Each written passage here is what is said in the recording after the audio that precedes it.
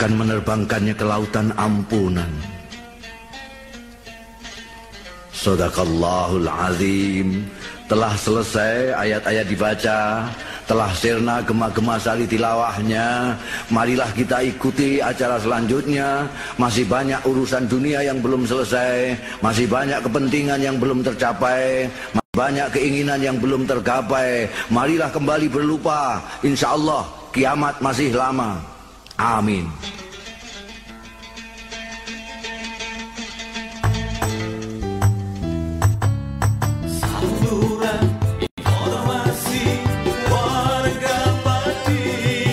Disiarkan dari Geraha Adi Suara, Jalan Raya Pati Kudus, kilometer 3. Inilah 101 FM. Radio Pas Kota Pati.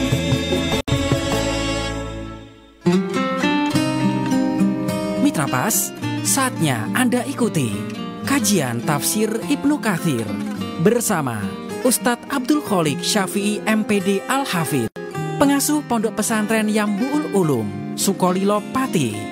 Selamat mengikuti. Assalamualaikum warahmatullahi wabarakatuh. Makin pas, makin pasti, Pas FM pasti. Bismillahirrahmanirrahim. Mitra Pas FM yang dirahmati Allah, pertama-tama segala puja dan pujiannya lah milik Allah Subhanahu wa Ta'ala, dan bersyukur karena dalam kesempatan sore kali ini kita masih diberikan nikmat hidayah, masih diberikan kesempatan untuk kembali bersua dalam program spesial kesayangan kita, Mitra Pas, kajian Kitab Tafsir Ibnu Katsir. Tak lupa juga sholawat ma'assalam kepada junjungan kita Nabi Allah Muhammad Sallallahu Alaihi Wasallam yang kita nanti-nantikan syafaatnya di hari kiamat nanti. Baik Mitra Pas FM yang dirahmati Allah, senang rasanya sore kali ini saya Arif Vanili bisa hadir kembali untuk Anda dalam satu program spesial yang insya Allah hadir Mitra Pas setiap hari Rabu dari jam 5 sore hingga nanti jelang maghrib tiba, kajian Kitab Tafsir Ibnu Katsir.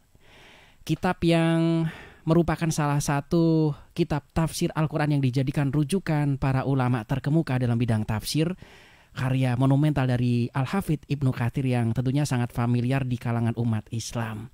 Dan untuk Anda yang ingin bergabung berdiskusi bersama kami, nanti Anda bisa bergabung melalui SMS dan juga WhatsApp di 085227999901. Atau Anda juga bisa telepon langsung lewat 0295385877. Kami juga live menggunakan audio visual, jadi Anda bisa like, Anda bisa tonton, Anda bisa share linknya ke ikhwan Anda untuk bersama-sama mengkaji kitab tafsir Ibnu Katsir ini di fanpage kami Radio Pas FM Pati 2. Atau Anda yang sudah bergabung di grup WhatsApp Pas FM Pati, ini juga sudah saya share. Anda juga bisa share ke rekan-rekan Anda Mitra Pas. Dan untuk Anda, kita sudah sampai pada ayat ke-61 surat Al-Hajj. Dan di studio 1 Radio Pas FM Pati sudah hadir narasumber kita untuk memberikan pencerahan. Beliau adalah Ustadz Abdul Kholik Syafi'i MPD Al-Hafidh, pengasuh Pondok Pesantren Yambu'ul Ulum, Sukolilo Pati. Assalamualaikum warahmatullahi wabarakatuh, Ustadz. Waalaikumsalam warahmatullahi wabarakatuh. Monggo Ustadz. Bismillahirrahmanirrahim. Assalamualaikum warahmatullahi wabarakatuh. Alhamdulillahilladzi hadana lihada wa ma kunna linahtadiya laula an hadanallah. Asyhadu an la ilaha illallah wahdahu la syarika lah wa asyhadu anna Muhammadan abduhu wa rasuluh. Allahumma fasalli wa sallim wa barik ala sayyidina wa maulana Muhammadin wa ala alihi wa ashabihi wa man sara bihadihi ila yaumiddin, amma ba'd. Mitra Pas FM, pendengar setia Radio Pas FM Pati dimanapun Anda berada, dan juga semua yang mengikuti live streaming dari Radio Pas FM Pati yang saya hormati, dan semoga mendapat rahmat dari Allah Subhanahu wa Ta'ala. Dan kepada sahabat saya Mas Ari yang selalu setia menemani kajian tafsir Ibnu Katsir, kita berdoa bersama semoga amal kita ini diridhoi oleh Allah dengan niat nasrul ilmi, niat menyebarkan ilmu agama, niat mengajak kepada kebaikan, Allah memberikan ridhonya dan kemudian menganugerahkan keberkahannya kepada kita semua. Baiklah mitra Pas FM Pati dimanapun Anda berada, kita lanjutkan kajian kita tafsir Ibnu Katsir surah Al-Hajj ayat ke-61. A'udzu billahi minasy syaithanir rajim. Bismillahirrahmanirrahim. Zalika bi anna Allah yulijul laila fin nahari wa yulijun nahara fil lail wa anna Allah sami'un basir. Zalika bi anna Allah huwal haqq wa anna ma yad'una min dunihi huwal batil wa anna Allah huwal aliyyul kabir. Bismillahirrahmanirrahim. Yaqulu ta'ala munabbihan ala annahu al-khaliq al-mutasarrif fi khalqihi bima yasha. Allah subhanahu wa ta'ala menjelaskan bahwa Allah memberikan peringatan, memproklamirkan annahu al-khaliq, sesungguhnya Allah adalah sang pencipta, al-mutasarrifu fi khalqihi bima yasha, Allah yang mewarnai di dalam makhluknya dengan apapun yang ia kehendaki. Maka dalam hal ini salah satu dari bagian akidah Ahlus Sunnah wal Jamaah meyakini bahwa apapun yang terjadi di dunia ini, apapun yang terjadi dalam kehidupan kita sehari-hari, baik itu hal yang baik, hal yang buruk, semua datangnya dari Allah subhanahu wa ta'ala. Berbeda dengan akidah Mu'tazilah. Orang-orang Mu'tazilah memberikan batasan bahwa Allah hanya bisa menciptakan yang baik, sedangkan yang buruk semuanya dari setan.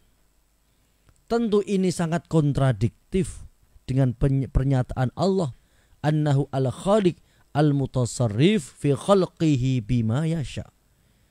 Allah, zat yang maha pencipta, menjelaskan dalam ayat-ayatnya bahwa Allah adalah al-mutasarrif, yang menggambarkan, yang menciptakan.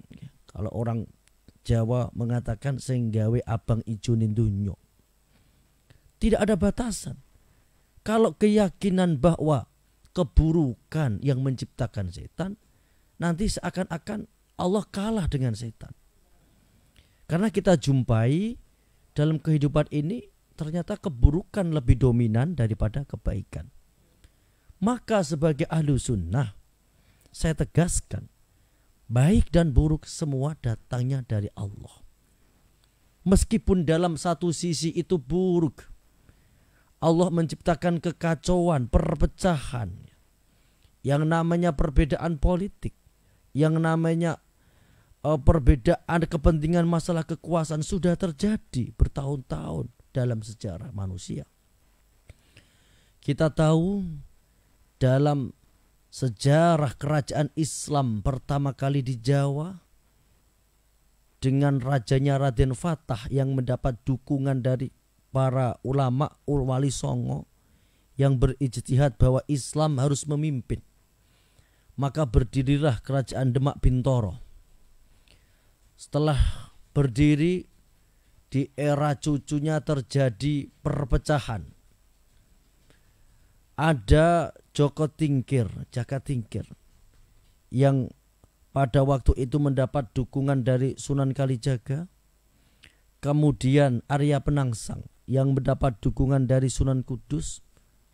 Tetapi yang berhasil naik tahta adalah Jaka Tingkir dan kemudian bergelar Sultan Trenggono. Akhirnya perpecahan pun datang. Arya Penangsang membuat sebuah kekacauan dengan memburu keluarga-keluarga dari Jagatingkir atau Sultan Trenggana. Meskipun toh demikian, tetap berkahnya dari para ulama yang berijtihad, Islam harus memimpin. Sampai saat ini alhamdulillah Islam di Indonesia masih subur. Di mana-mana banyak kita jumpai tokoh-tokoh besar adalah orang-orang Islam. Dan tentu kita bersyukur besar Presiden Republik Indonesia sejak Soekarno sampai sekarang adalah tetap orang-orang Islam. Ini meskipun kekacauan terjadi kayak apapun, pasti ada hikmah. Lalu kalau sejarah ini kita tingkatkan, di zaman Khulafaur Rasyidin ketika Ali menggantikan posisi dari Utsman bin Affan dan Muawiyah bin Abu Sufyan tidak mengakui kepemimpinan Ali di Madinah, kemudian terjadilah dualisme kepemimpinan. Ali memimpin umat Islam di Madinah dan Muawiyah memimpin umat Islam dari Damaskus. Meskipun terjadi banyak kekacauan, banyak pertikaian, tapi tetap ada hikmah. Apa salah satu hikmahnya?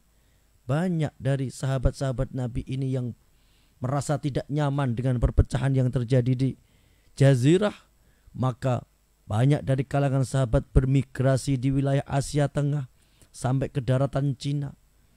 Dan juga ada riwayat sampai ke Nusantara, tepatnya di Sumatera Utara dari keluarga Baros. Akhirnya Islam tidak hanya berada di Jazirah Arab, tapi menyebar sampai ke seluruh dunia.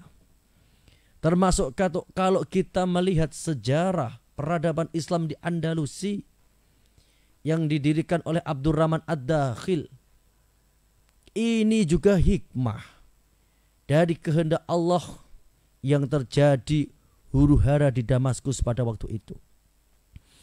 Ketika dinasti Umayyah mulai melemah di wilayah Damaskus dan Abbasiyah mulai muncul, maka memburu keturunan-keturunan dari Khalifah Umayyah. Dan salah satu anggota dari keluarganya yaitu Abdurrahman, beliau mengungsi, melarikan diri ke Maghribi, ke Maroko, dan sehingga bisa menyebarkan pengaruhnya dan bisa berkuasa di Andalusia dan membangun peradaban di sana. Ini adalah sebuah peristiwa-peristiwa besar yang di dalamnya banyak pertikaian dan pertumpahan darah. Kalau kita sebagai Ahlussunnah ya tetap meyakini semua ini adalah dari Allah, kehendak Allah. Dan apapun yang sudah terjadi itu adalah kehendak Allah. Manusia hanya bisa berusaha. Sebagaimana kita mempunyai cita-cita, kita mempunyai harapan, maka sebagai hamba kita wajib berusaha, wajib menjalankan syariat. Yang petani berusaha agar di dalam berusaha bercocok tanam ini bisa sukses dan berhasil dengan menggunakan metode-metode pertanian. Tapi apapun hasilnya, kita yakini hakikatnya dari Allah Subhanahu wa ta'ala. Maka ada istilah syariat, torekot, dan hakikat. Orang melaksanakan ibadah sholat, syariatnya adalah berusaha agar di dalam sholatnya ini memenuhi kriteria, syarat, dan rukunnya. Kemudian torekot adalah tujuan. Tujuan melaksanakan sholat adalah untuk netepi kewajiban, untuk patuh kepada perintah Allah.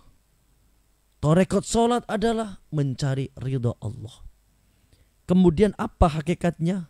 Hakikat sholat, kita dapat melaksanakan sholat dengan benar sesuai syarat dan rukunnya.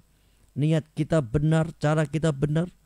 Ingat, hakikatnya bukan karena kepandaian kita, bukan karena kealiman kita, bukan karena ilmu fikih kita, tapi hakikatnya adalah bitaufiqillah, atas pertolongan dari Allah Subhanahu wa ta'ala. Maka seseorang jika memahami teori syariat tarekat hakikat, hidupnya akan tenang, hidupnya akan lebih stabil, karena ia tidak akan bergantung kepada apapun respon makhluk terhadap dirinya.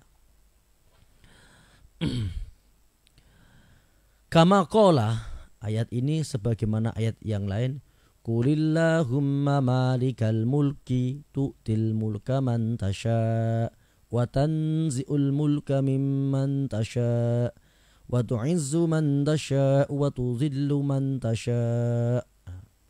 Jadi ini adalah salah satu metode tafsir, yaitu menafsirkan ayat dengan ayat. Jadi Allah tu'til mulka man tasha', Allah memberikan kekuasaan, memberikan kekuasaan kepada siapapun yang ia kehendaki. Wa tanzi'ul mulka mimman tasha', dan Allah mencopot, menghilangkan kekuasaan kepada siapapun yang ia kehendaki. Kita tahu Namrud adalah raja yang terkenal di era Nabi Ibrahim. Ada riwayat mengatakan Namrud adalah raja Kanaan. Ada yang mengatakan wilayah Babilonia. Ada yang mengatakan dari kerajaan Ur, yang juga semuanya berada di antara sungai Eufrat dan Tigris, yang artinya tetap berada di wilayah Irak. Namrud, seorang raja yang besar seperti itu, Allah mengambil nyawanya. Allah menghancurkan Namrud dengan hal yang kecil, yaitu dengan seekor nyamuk yang kemudian masuk lewat lubang hidungnya dan bersarang di otaknya, kemudian menjadi penyakit, menjadi bakteri, dan tewaslah Namrud tersebut. Ini artinya wa tanzi'ul mulka mimman tasha', Allah dapat mengambil kekuasaan dari siapapun yang ia kehendaki. Maka dalam teori ini adalah teori tentang hakikat. Jadi kita tidak bisa menerka-nerka, kok iso dia seorang rakyat biasa bisa menjadi raja, bisa menjadi penguasa. Ya, semua sudah dikehendaki oleh Allah. Di zaman dinasti Mamluk, para penguasa Mesir pada waktu itu pasca meredupnya penguasa-penguasa dinasti Ayubiyah, maka dinasti Mamluk yang notabene adalah orang-orang budak-budak dinasti Ayubiyah yang diambil dari orang-orang Yunani yang terlantar, kemudian diberikan pendidikan militer, terus menjadi panglima-panglima perang, dan akhirnya berhasil menduduki tahta tertinggi, menjadi penguasa Mesir yang terkenal, bisa mengalahkan hegemoni pasukan Mongol di Ain Jalut dengan pimpinan pasukannya, pimpinan rajanya pada waktu itu adalah Saifuddin Qutuz. Ini semua adalah bagian dari kehendak Allah. Meskipun Mamluk adalah dari golongan budak, hamba saya, tetapi jika Allah menginginkan, maka akan mengangkatnya menjadi raja. Tu'til mulka man tasha' wa tanzi'ul mulka man tasha'. Wa makna ilajuhu al-lail fin nahar wa naharu fil lail idkhaluhu min hada fi hada wa min hada fi hada. Fataratan yatulu al-lail wa yaksiru an-nahar kama fi syita, wa taratan yatulu an-nahar wa yaksuru al-lail kama fi shaif. Makna ayat tulijul laila fin nahar wa tulijul nahara fil lail adalah Allah memasukkan malam ke dalam siang, kemudian siang berganti dengan malam. Artinya Allah lah yang mengatur bumi ini, Rabbal Alamin, Tuhan Rabb semesta alam. Jadi ada siang, ada malam, waktu siang digantikan dengan malam, waktu malam digantikan dengan siang. Kadang-kadang waktu siang lebih lama daripada waktu malam, sebagaimana di musim panas. Nah, ini di wilayah-wilayah wilayah Timur Tengah. Dan kadangkala Allah memanjangkan waktu malam dan menyedikitkan waktu siang, sebagaimana ketika musim dingin. Ini semua adalah bagian dari urusan Allah, kehendak Allah yang mengatur alam semesta. Maka dengan ayat ini sebenarnya manusia itu bisa ma'rifat, mengenal Allah dengan sifat-sifatnya, merendahkan serendah-rendahnya kita di hadapan Allah dengan segala kekuasaannya. Kita manusia pada dasarnya hidup di dunia ini jangan pernah merasa aman. Kalau kita mengetahui ilmu alam, kita tahu daratan yang kita tempati ini hanya 30% dari keseluruhan alam semesta, dan 70%-nya ini adalah lautan dan samudra. Jika tidak ada kasih sayang Allah, jika bumi ini berhenti berputar, maka secara ilmiah dipastikan samudra yang luas itu akan melalap daratan yang hanya 30%. Kita masih terselamatkan dari luapan samudra luas, luapan laut yang luas. Itu karena ada kasih sayang Allah, ada campur tangan Allah yang masih menggerakkan bumi, memutar bumi. Jika bumi ini berhenti bergerak, maka lautan akan menyapu daratan. Terus yang kedua, bahwa hidup di dunia ini sebagaimana teks yang dalam Al-Quran, ayat-ayat Al-Quran ketika menggambarkan susunan bumi ini dengan kita mutajawirat, potongan-potongan yang berbeda-beda. Jadi bumi ini tercipta dari lapisan-lapisan yang berbeda-beda. Dalam bahasa Al-Quran, potongan yang berbeda-beda. Artinya apa? Sangat mudah untuk retak. Dengan potongan-potongan yang berbeda-beda ini mudah terjadi gempa bumi, mudah terjadi tanah yang meleleh seperti yang ada di Sulawesi pada tahun-tahun kemarin itu. Lah kita masih aman sampai saat ini karena masih ada campur tangan dari Allah, masih ada sifat kasih sayang Allah. Maka kita wajib untuk bersyukur. Maka kita wajib meyakini dengan seyakin-yakinnya bahwa cinta terbesar dalam kehidupan kita ya cintanya Allah kepada kita. Kalau tidak ada cintanya Allah, kita sudah binasa dengan gempa. Jika tidak ada cintanya Allah, lautan akan melalap daratan. Maka sebenarnya cukup dengan perasaan cinta kita kepada Allah sudah bisa membuat hati kita menjadi lebih tenang, bahagia. Karena kapanpun kita, apapun yang terjadi pada hidup kita, kita wajib untuk bersyukur, wajib untuk tersenyum bahagia. Karena sampai saat ini Allah masih mencurahkan cintanya kepada kita semua. Wa annallaha sami'un basir, ay sami'un bi aqwali ibadi basirum bihim, la yakhfa alaihi minhum khafiyah fi ahwalihim wa harakatihim. Allah maha sami', maha basir. Allah maha mendengar dengan apapun perbuatan dan ucapan kita. Allah maha menyaksikan dengan apapun amal kita, apapun perbuatan kita. Allah tahu tanpa ada yang samar sedikit pun. La yakhfa alaihi minhum. Semuanya jelas di mata Allah.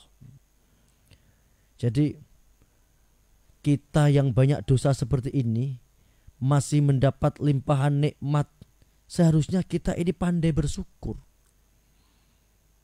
Maka orang-orang yang terlalu sedih berlebihan ini jika dilakukan secara terus-menerus akan menjadikan orang kecewa dengan takdir Allah. Kalau sudah kecewa dengan takdir Allah, maka dia seakan-akan tidak menerima dengan ketentuan Allah, dan ini berbahaya. Maka dalam hadis, innallaha la yardo anil abdi idza akala aklatan aw syaraba syurbatan fayahmaduhu. Allah sangatlah ridho jika ada hambanya yang makan satu suapan, minum air satu cegokan, kemudian ia memuji bersyukur kepada Allah. Ketika makan, alhamdulillah ya Allah, saya yang dengan penuh dosa seperti ini, Engkau maha melihat, maha mendengar apa yang saya perbuat masih dengan bergelimpang maksiat, tapi Engkau masih memberikan rezeki nikmatnya makan. Kenapa redaksinya ini makan? Karena orang itu seringkali mengabaikan nikmat makan. Orang-orang itu menganggap makan itu hal yang biasa. Padahal jika dia mau berpikir sebenarnya luar biasa. Mungkin orang berpikir bisa makan itu adalah hal yang biasa karena ia pada waktu itu bisa merasakan nikmat. Coba betapa banyaknya orang yang tidak bisa merasakan nikmatnya makan karena sedang sakit. Betapa banyak orang yang tidak bisa merasakan nikmatnya makan karena sedang dalam situasi bencana. Maka bersyukurlah, pujilah kepada Allah ketika kita masih diberi dengan nikmat makan. Maka jangan anggap makan ini sederhana. Kita bisa makan dengan nikmat, minum dengan nikmat. Itu adalah hal yang luar biasa, anugerah yang luar biasa yang diberikan kepada kita. Bersyukurlah, tersenyum, dan kita terima segala ketentuan yang Allah berikan kepada kehidupan kita. Dzalika bi anna Allah wal haq wa anna ma yad'una min dunihi wal batil wa anna Allah huwal aliyyul kabir. Dari sini bahwa bi anna Allah wal haq, Allah adalah al-haq, zat yang benar, satu-satunya zat yang bisa kita harapkan. Allah adalah satu-satunya Tuhan wahdah. Ini adalah penjelasan dari nafyun li uluhiyatin ghairillah. Kita menetapkan bahwa sesembahan selain Allah adalah batil. Wa isbatun li uluhiyatillah wahdah. Dan kita menetapkan bahwa Allah adalah satu-satunya Tuhan. Sesembahan-sesembahan selain Allah adalah al-batil, semuanya salah. Maka dalam konsep ini kita membedakan antara kafir ahlul kitab dan kafir musyrikin. Kafir ahlul kitab itu adalah dari Nasrani Yahudi, ya, yang mereka masih percaya dengan adanya Allah, cuma ia menyekutukannya dengan pengangkatan Yesus sebagai Tuhan, kemudian Bunda Maria sebagai bagian dari Trinitas. Kemudian orang Yahudi juga seperti itu. Nah, ahlul kafir, ahlul kitab adalah orang-orang yang belum mengenal hakikat Tuhan. Dia yang masih memfisikkan Tuhan. Tuhan itu difisikkan dengan berhala, dengan berhala-berhala diciptakan dari batu, dari perak, dari emas. Nah, ini adalah sanggahan bagi mereka semua. Dzalika bi anna Allah wal haq, hanya Allah lah satu-satunya al-haq. Wa anna ma yad'una min dunihi wal batil, apapun yang dicari sesembahan selain Allah adalah batil, salah. Wa anna Allah wal aliyyul kabir, dan Allah ini adalah zat al-ali yang maha tinggi. Faqulu syai'in tahta qahrihi, segala sesuatu pasti tunduk kepada Allah. Meskipun sekali berorang kafir pun pada dasarnya ia tunduk kepada Allah. Karena orang kafir adalah manusia yang Allah memberikan ketentuan manusia harus mati. Dan orang kafir pun tidak bisa menghindari, dan mereka pun juga mati. Jadi pada dasarnya semua makhluk ini taat kepada aturan Allah. Tau'an wa karha. Ada yang taat dengan secara taat ilmu, ada yang karha dengan dipaksa. Al-Kabir, Allah adalah zat yang maha besar. La a'la minhu, tidak ada yang lebih tinggi daripada Allah. Al-Kabiru alladzi la akbara minhu ta'ala wa taqaddasa wa tanzaha azza wa jalla amma yaqulu dzalimun. Allah bersih, Allah maha tinggi dari apapun anggapan-anggapan, persepsi orang-orang zalim yang menjadikan selain Allah sebagai sesembahan. Maka dalam hal ini kesimpulan yang terbesar dari ayat ke-61 sampai 62 ini, mari kita teguhkan keimanan kita dengan nafyun li uluhiyati ghairillah. Kita menafikan sesembahan-sesembahan selain Allah. Wa isbatun li uluhiyatillahi wahdah, dan menetapkan bahwa Allah adalah satu-satunya zat yang wajib disembah. Demikian penjelasan ayat ke-61 sampai ke-62. Selanjutnya kita buka sesi dialog interaktif yang akan dipandu oleh Mas Ari. Monggo. Baik, untuk Anda Mitra Pas yang sore kali ini ingin bergabung, Anda bisa masuk melalui SMS ataupun juga WhatsApp di 02953858877 telepon, SMS WhatsApp di 085277999101. Yang sudah bergabung lewat telepon, halo, Assalamualaikum Pas FM Pati. Waalaikumsalam. Baik, dengan siapa di mana Pak? Mas Udin di Juwana, Mas Ari. Mas Udin, silahkan. Ya, ini ada dua pertanyaan ya Pak Ustadz yang ingin saya sampaikan. Yang pertama begini Pak Ustadz ya, terkadang di media sosial itu kita sering melihat ada debat lintas agama atau dialog lintas agama. Biasanya yang paling sering itu antara Islam dengan Nasrani. Nah ini bagaimana Islam memandang seperti ini? Apakah diperbolehkan gitu Pak Ustadz debat lintas agama seperti ini? Yang kedua juga mengenai penciptaan manusia Pak Ustadz ya. Manusia pertama kan diceritakan Nabi Adam ya Pak Ustadz ya. Tapi di sisi lain fakta sejarah membuktikan bahwa ada manusia purba. Nah ini bagaimana korelasinya dengan manusia pertama yang diciptakan sempurna Nabi Adam dengan manusia purba yang ditemukan di tempat-tempat di sebagian besar dunia ini Pak Ustadz. Mohon penjelasan, terima kasih. Assalamualaikum. Waalaikumsalam warahmatullahi wabarakatuh. Monggo Ustadz, ini menarik ini. Ya, debat dalam kaitannya akidah itu merupakan salah satu poin permintaan Nabi kepada orang-orang kafir ketika terjadi perjanjian Hudaybiyah. Yaitu Nabi meminta agar diskusi tentang Islam diperbolehkan. Artinya apa? Justru dengan debat ini nanti kita akan menampakkan bahwa agama Islam ini agama yang fair play lah. Jadi boleh berdiskusi secara ilmiah. Maka dalam hal ini Nabi itu membedakan ketika dalam periode Makkah Nabi debat dengan orang-orang kafir ini seputar Tuhan. Tuhan itu siapa? Yang menciptakan alam itu siapa? Jadi dengan debat-debat ini banyak orang-orang kafir ini yang tersentuh secara logika. Di antaranya adalah Jubair bin Mut'im ketika ia mendengar ayat am khalaqus samawati wal arda bal la yuqinun. Kalau jadi Tuhan itu ya harus mempunyai kriteria menciptakan langit dan bumi. Kemudian Jubair kan berpikir, wah betul Muhammad, berhala-berhala yang saya sembah itu tidak ikut menciptakan langit dan bumi, bahkan menciptakan dirinya saja tidak mampu. Kemudian am khuliqu min ghairi syai'in, ada ayat lagi. Apa menurutmu wahai orang kafir, alam raya ini terjadi begitu saja tanpa penyebab, tanpa adanya pencipta? Tentu tidak mungkin. Adanya benda yang terwujud berarti tanda ada yang mewujudkan. Lah yang mewujudkan ini dalam Islam disebut Allah. Berbeda ketika Islam debat dengan kaum Ahlul Kitab, dengan Yahudi dan Nasrani yang mereka sudah mengenal Tuhan. Jadi ada perbedaan yang signifikan. Orang Yahudi dan Nasrani ini mereka mengakui adanya hari pembangkitan.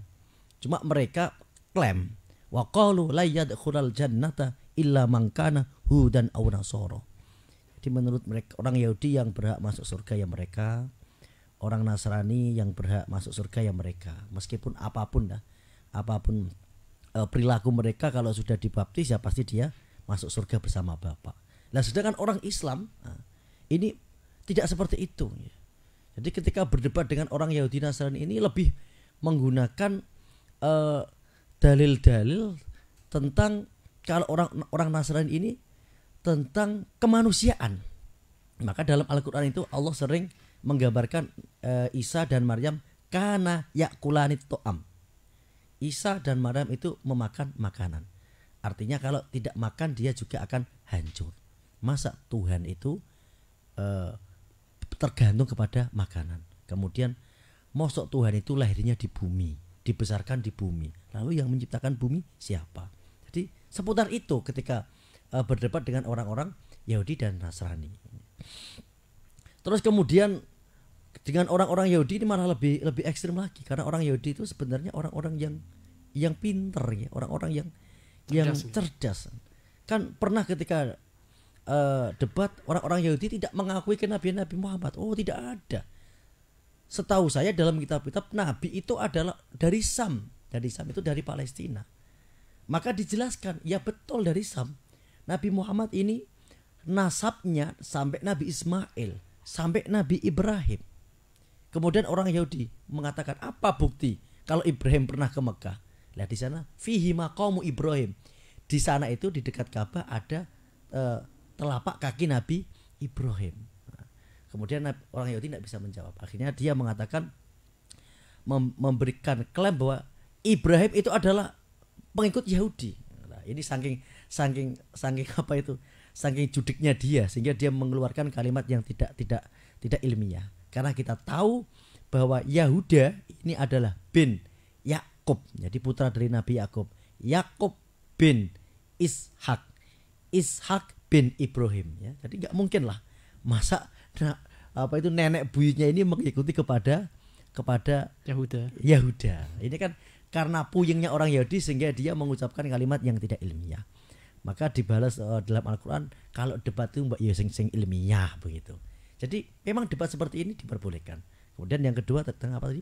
Oke, tentang penciptaan manusia, karena memang kan ada manusia purba seperti itu. Ini kakek buyut nenek moyang kita atau makhluk selain manusia yang ditemukan ini tengkorak-tengkoraknya, Ustaz? Sebenarnya itu sudah dijawab dengan buku-buku dari Harun Yahya yang dari Turki itu ya. Jadi bagaimana fosil-fosil penemuan manusia purba itu ya sebenarnya bukan bagian dari manusia. Kan tentang teori evolusi ini kan didebatkan dalam dengan ilmiah. Maka ini perlunya kita belajar literatur dan tidak mau didoktrinan seperti itu. Spesiesnya beda, Ustaz. Ya, berbeda. Dan kayak kucing sama macan ini, Ustaz. Iya, itu kan sudah banyak buku-buku yang saya pernah baca itu Harun Yahya. Jadi dia tuh benar-benar detail. Jadi memang spesiesnya beda antara manusia purba dengan manusia. Iya, kita memang Islam ini kan ilmiah. Ya silahkan berdebat, tapi harus ada ilmiah. Jangan main klaim. Jadi ketika diselidiki ternyata ya betul manusia awal ini ya memang dari Adam yang ada unsur semacam tanah ya. Yang ada unsur dari tanah. Jadi kalau debat secara sains itu juga sekarang banyak ulama ahli sains pinter-pinter ya dengan karya-karya ilmiahnya. Jadi teori evolusi Darwin ini sudah terpatahkan oleh para ilmuwan terkemuka dari kaum muslimin dan bahkan dari orang barat pun juga sudah banyak yang mematahkan teori-teori tersebut. Jadi teori-teori Darwin ini kan teori-teori yang didasarkan pada, kalau dalam bahasa akidah itu mu'attilah, orang yang mengosongkan sesuatu, artinya orang yang tidak percaya dengan ketuhanan. Dia beranggapan bahwa dunia itu ada begitu saja. Jadi kan tidak rasio sebenarnya orang seperti ini. Karena dunia ini adalah barang yang terwujud, mosok penyebabnya adalah barang yang tidak terwujud, kan nggak masuk akal. Barang yang terwujud itu pasti disebabkan oleh barang yang wujud. Barang yang sudah ada itu menandakan ada penciptanya. Tidak mungkin barang yang sudah ada diciptakan ada begitu saja. Ini dalam teori Arab disebut mu'attilah, orang yang mengosongkan ketuhanan. Kalau sekarang ya disebut ateisme ya. Jadi orang yang tidak percaya dengan konsep ketuhanan. Nah, ini sebenarnya mematahkannya malah lebih mudah daripada mematahkan argumen orang-orang Nasrani dan Yahudi, karena mereka mempunyai kitab suci. Jadi teori-teori ini, teori-teori Darwin ini sudah terpatahkan dan kita secara ilmiah sudah terbukti, dan secara nas apalagi sangat jelas sekali bahwa manusia yang pertama kali diciptakan adalah Nabi Adam alaihissalam. Demikian. Oke, ini cukup menarik karena memang ketika kita generasi 90-an ini kan di IPS kalau tidak salah ya. Ini jawabannya harus ada manusia purba, kalau tidak nilainya jeblok, Ustadz. Bisa nggak lulus ini. Sehingga generasi 90-an sampai sekarang juga mungkin berpikir bahwa itu manusia purba ya nenek moyang kita. Karena nggak gitu jawabannya salah, di tesnya salah ya pada saat Eptanas dan selain sebagainya. Sekarang juga banyak buku yang akhirnya menganalogikan bahwa manusia sekarang dengan manusia purba itu ya kayak kucing dan macan.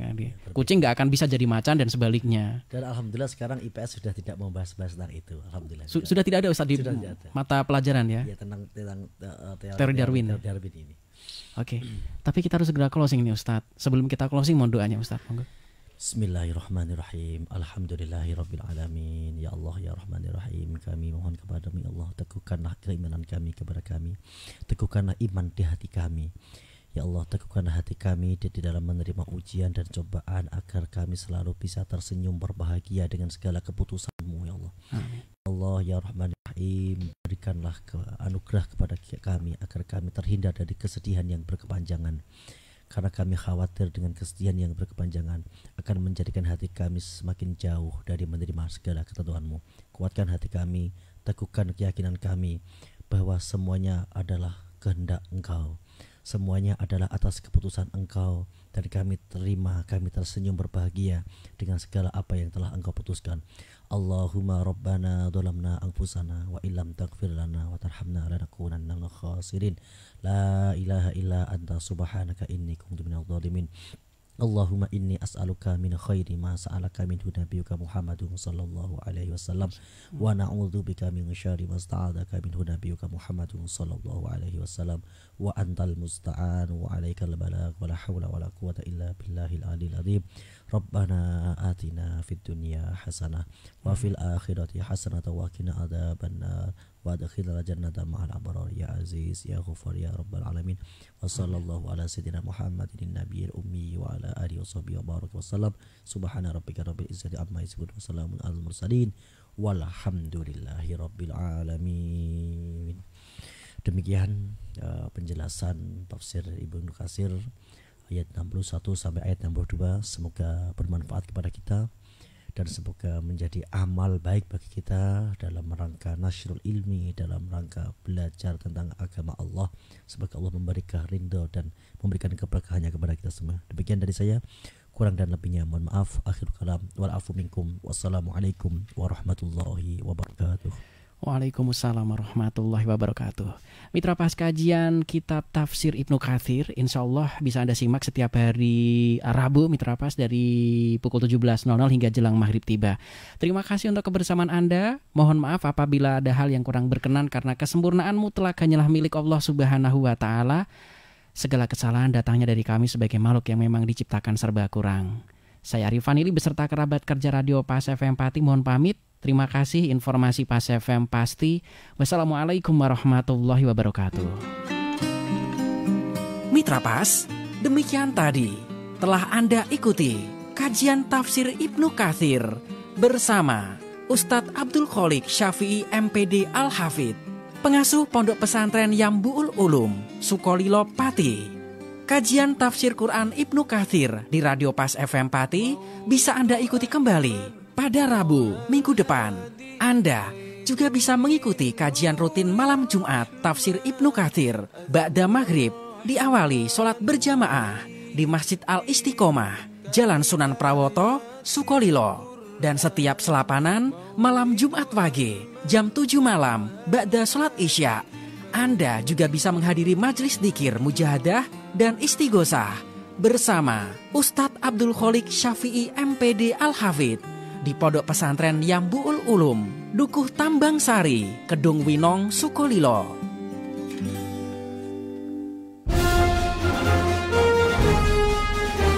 Lebih dari 20 kali berita yang kami siarkan. Setiap hari, dialog interaktif mencerdaskan.